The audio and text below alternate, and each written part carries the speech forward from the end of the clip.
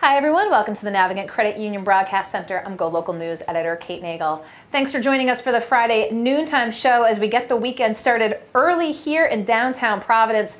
We have a lineup for you with news and politics here now. Just later on this afternoon, he's setting up here in studio. John Mezdea, the former drummer for the band Boston, will be playing here in studio. That will be in the Alex and Ani Lounge in a little bit. But we'd like to kick off here with Ray Rickman's Big View, the former state representative, deputy secretary of state, head of Stages of Freedom, comes in weekly to give his big view. Kate, I thank you.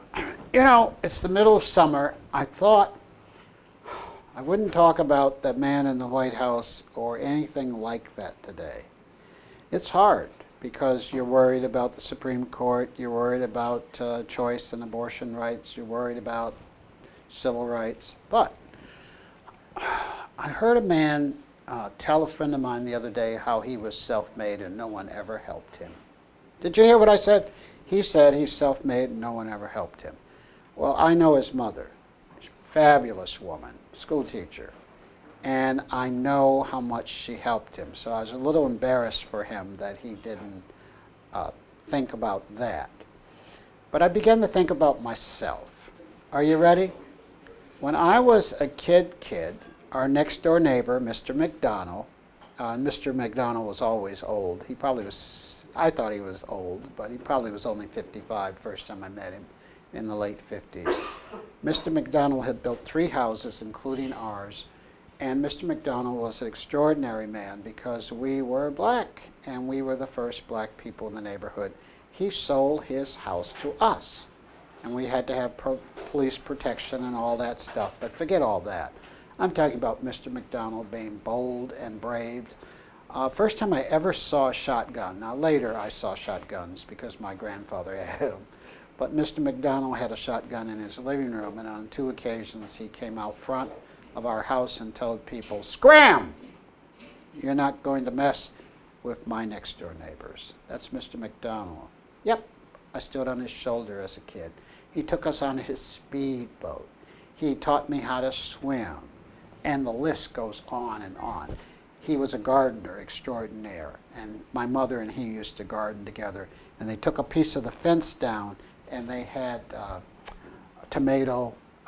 cherry tomatoes that they would plant. He'd plant some, she'd plant some, and then I kind of learned about gardening from Mr. McDonald. So, I'm praising Mr. McDonald, who's probably been in heaven for 50 years. Then I was thinking about Mr. Taormino. Mr. Taormino was math teacher at Southeastern High School, and he took me to museums. He took me to Greenfield Village, the historic museum. He took me to the Detroit Institute of Arts 3 or 4 times. Mr. Taormino took me to my first antique shop and explained to me colonial, federal, Victorian, Edwardian furniture. And of course, oh, it was too much. But Mr. Taormino explained all that.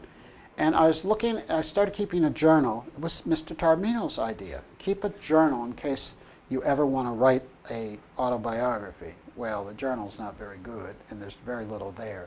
But the other day I'm looking in it, and I see when I was 17 years old that Mr. Taormino took 4 of us kids to 4 antique shops on a Saturday.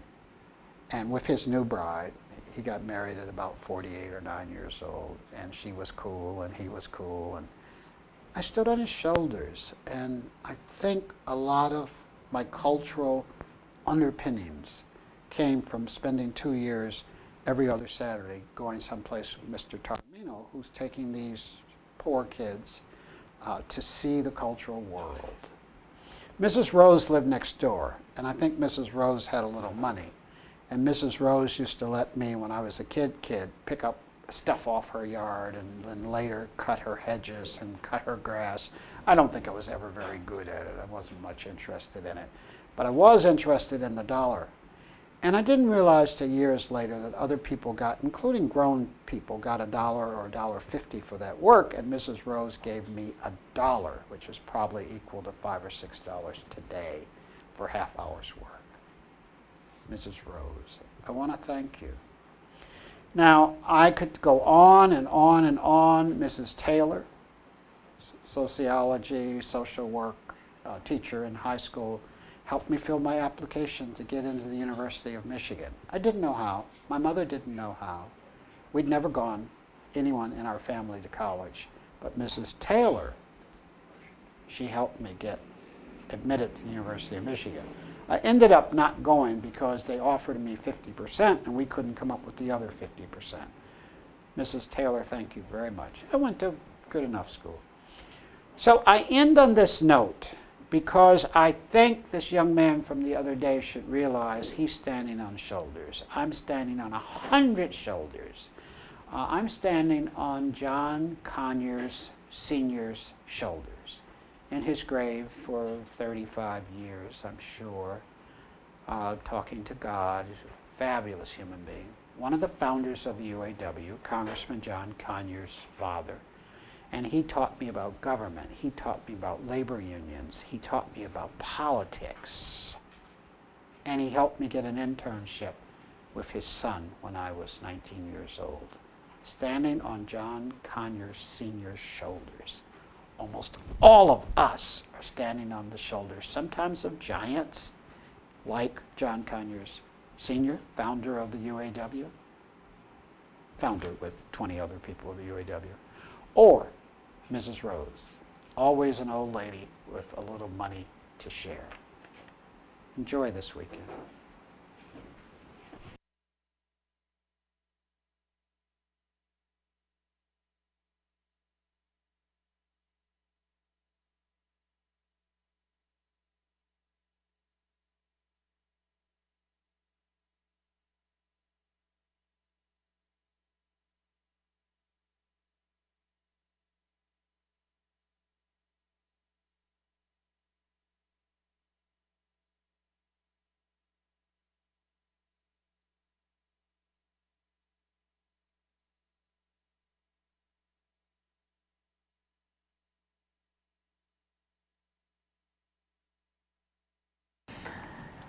Hi everyone, welcome back to the Navigant Credit Union Broadcast Center. I'm GoLocal News editor Kate Nagel. Would like to thank Ray Rickman for coming in to give his big view. Would also like to thank Bob Whitcomb, GoLocal columnist, for coming in to talk about some current events and what's... It's a nice day for a walk, so why not? Actually, I hitched here from Montreal. Let's start national and let's get local, because we just found out Robert Mueller just indicted 12 Russian operatives. That on my phone. I think what's going on, that's squeezing. That's part of the squeezing operation. I don't think any of those people will spend time in an American prison. But it's talking about hacking, Russian hacking. So I think this puts pressure on some of the American suspects, including the President of the United States, our very own Manchurian candidate. Well, the question is how much information, of course, they're going to divulge. Right.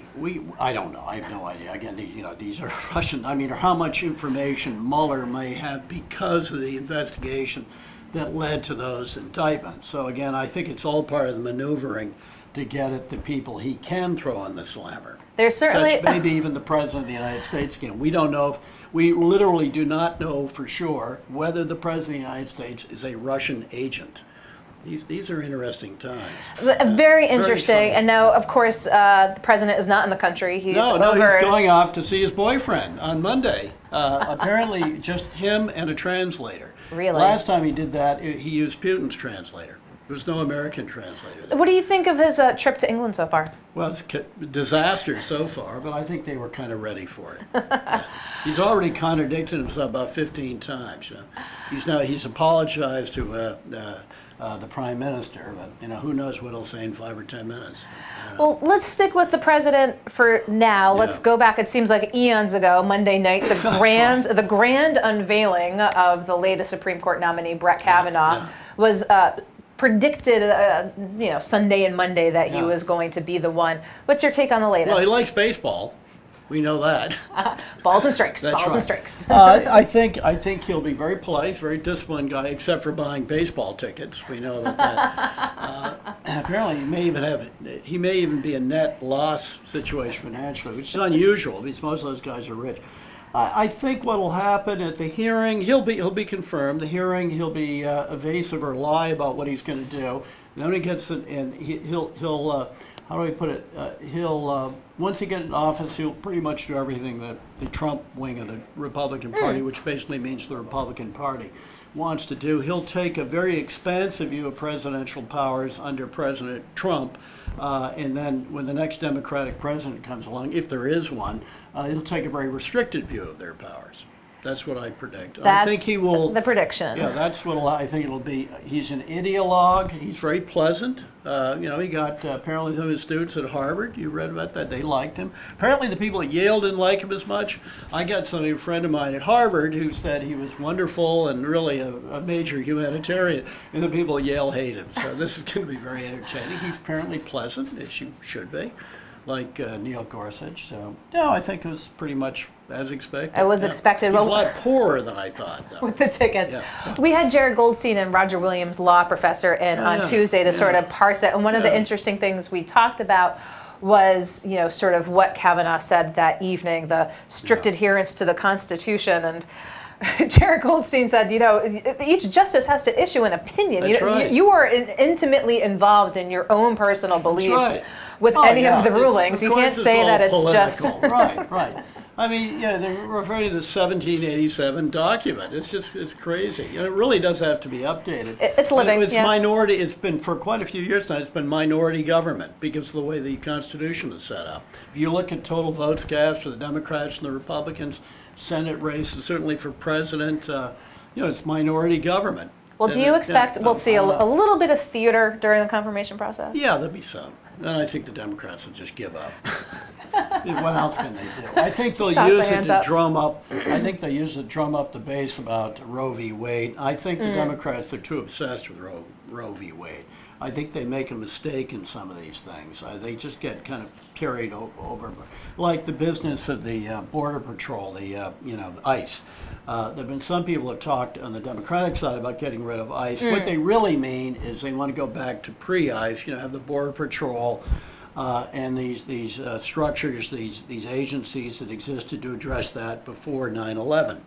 But you know, instead they say all these things. They're kind of speaking to their base about how evil ICE is. But when they say let's get rid of ICE, many Americans just think that means they want open borders, and that all these illegal aliens are going to be coming in. It's a total they're going to be coming in. misconception. It's not really what they mean, but that's what's going to be said by Trump and company. They're all these rapists and muggers and all these people going to pour across the border. It'll be wide open. There'll be no border patrol, and just, you know, come on in. It's not the case. But I've got a line to give you, Bob, and it was said by Spencer Sullivan, who's the Rhode Island native, worked for Scalise as a GOP consultant, was taking a look at the Democratic side of things and their latest reaction to Brett Kavanaugh. I guess the line is, if everything's outrageous, nothing's outrageous. That's right. I think you have to ration the outrage. You know, it's sort of a quota system. And I think the Democrats are far too much on Roe v. Wade. For one thing, okay, if they abolish Roe v. Wade, what this basically means goes back to the states. This is traditionally been considered domestic law, like divorce, marriage, child custody. So it goes back. To the states, and we're seeing the effort here very much of some elected officials and candidates trying to get the assembly back in to codify New York's this. a similar thing. So most of blue states. There's some red states too, which are quite liberal in these things. But I think there's been a sort of thinness of reporting on this. Yeah, it'll be unfortunate, I guess, for the people who need an abortion or want an abortion in mostly red states, the old Confederacy. But, you know, it's the same country, and they'll be able to go off to Delaware or something like that. So let's tack local here with some issues that GoLocal's been reporting on this week. Retirees could be part owners of AC Milan by lieu of the state's investments in Elliott Management. Yeah, you guys found that story. We found that story. That was so bizarre. I didn't know what to make of it. It was sort of a duck-billed platypus mating with an aardvark or something. Well, you know, just showed sort of the investment industrial complex, and of course that came to head this week with the SEC finding a pay-to-play scheme by Oak Tree Capital. I'm mystified by that. Somebody gave $1,000 to one of Gina Raimondo's earlier campaigns, and it was returned. It was from a hedge fund. It was returned, you know, which was the right thing to do. We're all kind of mystified why the governor did not take advantage of what could have been a nice little PR thing saying, someone gave us this check for $1,000. Not a huge amount. And I'm a treasurer. I know SEC treasurer, regulations. I sent it back. Put the word out. Put the word out. Everything's up front, and we're proud to have sent back the money. Instead, they did send back the money, which is the legal thing to do, the right thing to do. But they didn't tell anybody about it. So you have a theory. That's the theory. Why? Well, you know, the kind of word on the street might be didn't want a chilling effect for Wall Street donations. Yeah. I mean, this would make people less cooperative. The corner of Broad and Wall Street. You know, maybe? I don't know. There'd be a watch out for that, Rhode Island. Well, there's the public optic, and then there's the Wall Street optic.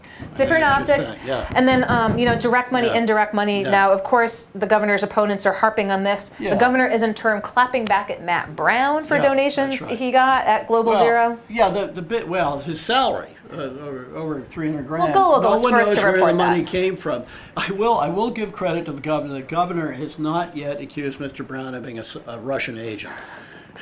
Because this Global Zero was a cooperative thing with the Russians to suppress the nuclear weaponry. Well, it's a primary. We get that, and you know, we've seen so far her kind of looking to the general, so to speak. But we're seeing more and more of her responding to Matt Brown. Yeah, right. I think she's concerned about that. Very Matt, concerned. whom I know a little bit, is a charming character. He's a good speaker. He's sort of now a fresh face. He wasn't when he last ran for statewide office. And I think he could win. I have no doubt about it. The other thing, he's positioning himself, of course, as a member of the left wing, the progressive wing of the Democratic Party, and they're hot to trot, and that's where the energy is. Bernie and so on and so forth. Clearly, a lot of energy on that side, and he's a good speaker. He's very good on the tube.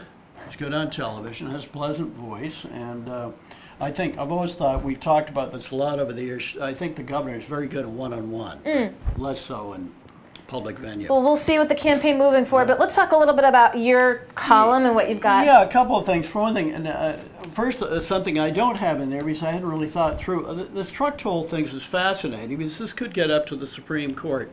The reason is they picked a class of trucks, basically. So is this a violation of the Commerce Clause or some other part of the Constitution? Are these tolls an illegal taking? I don't know. I hope not, because Rhode Island desperately needs the money.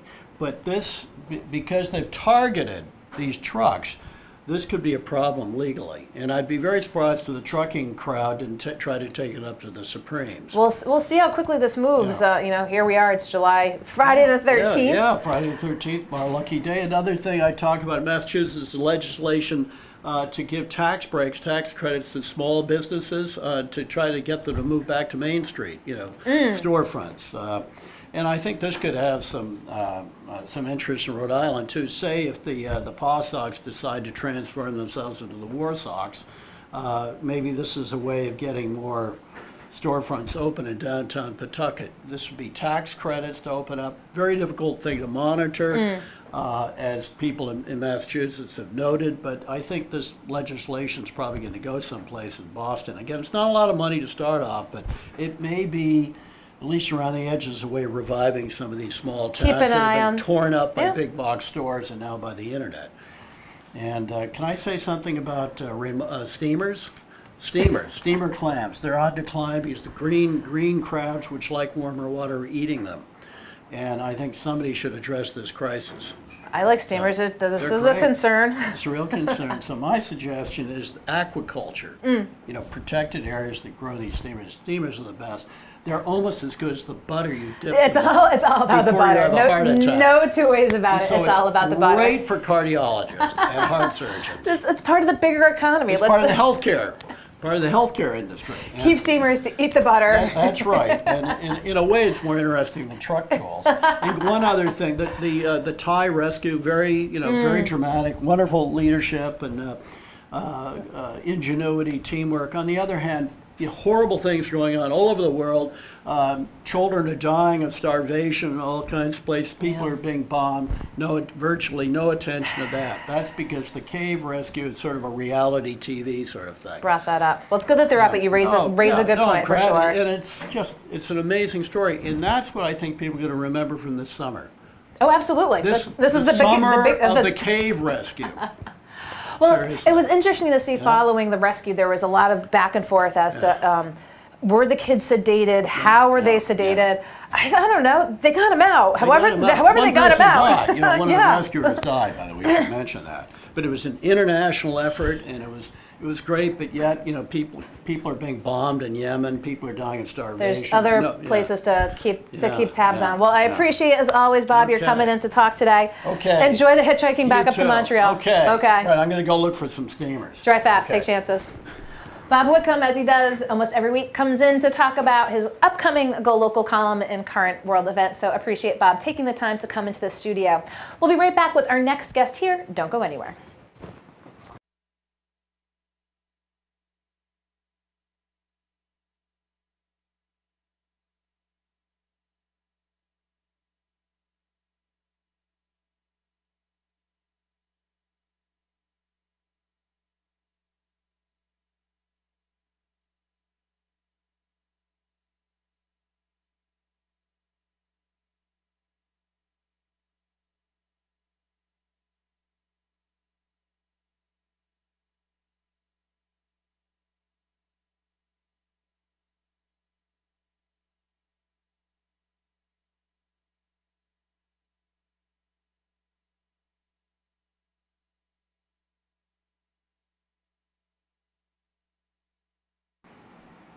Hi everyone, welcome back to the Navigant Credit Union Broadcast Center. I'm GoLocal News editor Kate Nagel. Thanks for joining us for the Friday noontime show as we get your weekend started early. We'd like to welcome my next guest, Rachel Flum with the Economic Progress Institute. Thanks for joining us today. Kate. There's a big event taking place tomorrow, Saturday, in Barrington. This is a fundraiser to raise money for families separated at the border. And there's a lot of people involved with this event. There are indeed. Thank you for having me on today. I'm actually here in my individual capacity. Okay. You know, this was an event that really came out of a lot of Rhode Island moms, especially feeling that they needed to do something about these children separated from their parents. You know, we read the news reports and are just heartbroken thinking about what that would be like for both the parents and the children. And a number of people here in the state had organized to have different events, vigils and rallies, but it felt like something else needed to happen. So Hillary Levy-Friedman, who's with Rhode Island Now, is such a doer, and so she contacted some of her immigration friends and said, you know, what can we actually do to make a difference in addition to rallying and making our voices heard that this is not going to happen on our watch. And a number of people recommended an organization called the Florence Project, which is an organization in Arizona that works with children and families and individuals who are looking at being removed from the country and ensures that they have legal representation. Okay. You know, one stat I didn't realize is that 86% of people facing removal from the country do not have any legal representation in court. And so the Florence Project really looks at ensuring that people have a fair trial and understand their rights going forward. So talk with us a little bit about the nuts and bolts of tomorrow's event. We'll put more info on GoLocal when you watch us and read us after, but 5 to 7 in Barrington, and then what's the contribution level? Yes, so it starts at $35, so we do ask people to go online to donate. You can either Google Rhode Island Brings Hope to the Florence Project, and then there's a Facebook page. It's going to be a beautiful event, a waterfront event with past hors d'oeuvres. We actually have a great speaking program. We have someone from the Florence Project, Greer Millard, who's coming to tell us about her work. Congressman Cicilline will bring the Washington perspective, Representative Regenberg, and then Mayor Diosa and Gabriella Domenstein, who actually went down to the border to see what was happening firsthand, will be here to speak as well. And then the other part of the event that's so fabulous is we had a number of artists contribute either original or signed work that really in some way is a protest to what's going on. So a number of them you will have seen in social media. The illustrator R.W. Allen, who's a Rhode Islander who illustrates the Paddington Bear books, has created an original piece for us that will be for auction. And then a number of people, I don't want to leave anybody out, but Jeanette Bradley, there's a new book that she's written called Love Mama, and she'll have both the book and some Glycine prints for auction.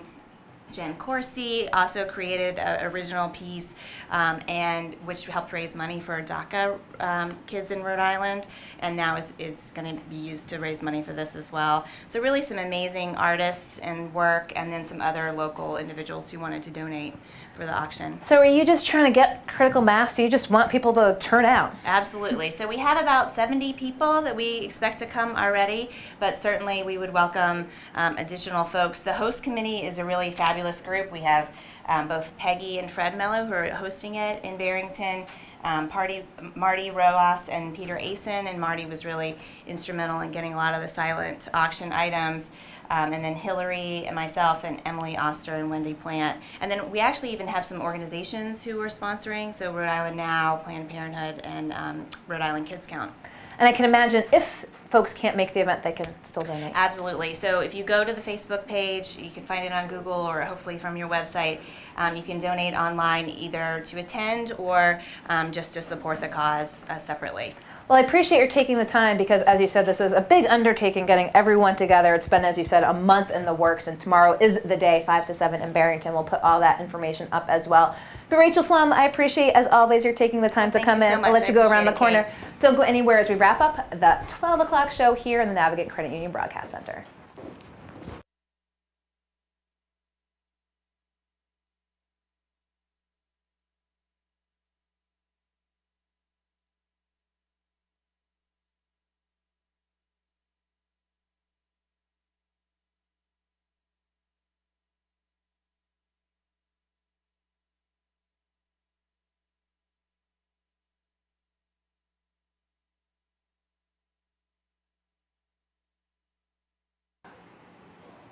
Hi everyone, welcome back to the Navigate Credit Union Broadcast Center. I'm GoLocal News editor Kate Nagel. Thanks for joining us for the noontime show on Friday. The weekend is looking like it's going to be a nice one here. But before we get started here into the weekend, we will have a very special guest for you in the Alex and Ani Lounge.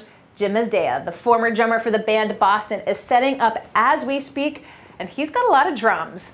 We're looking forward to hearing him play here in the studio, so if you see it pop up on your Facebook, or check back into the website this afternoon, we will have that for you here. But we'd like to thank Ray Rickman, Bob Whitcomb, and Rachel Flum for coming in for the 12 o'clock show. Of course, be sure to tune in to GoLocalProv.com and Facebook in the meantime, but we look forward to seeing you here in the Alex and Ani Lounge. I'm GoLocal News editor Kate Nagel.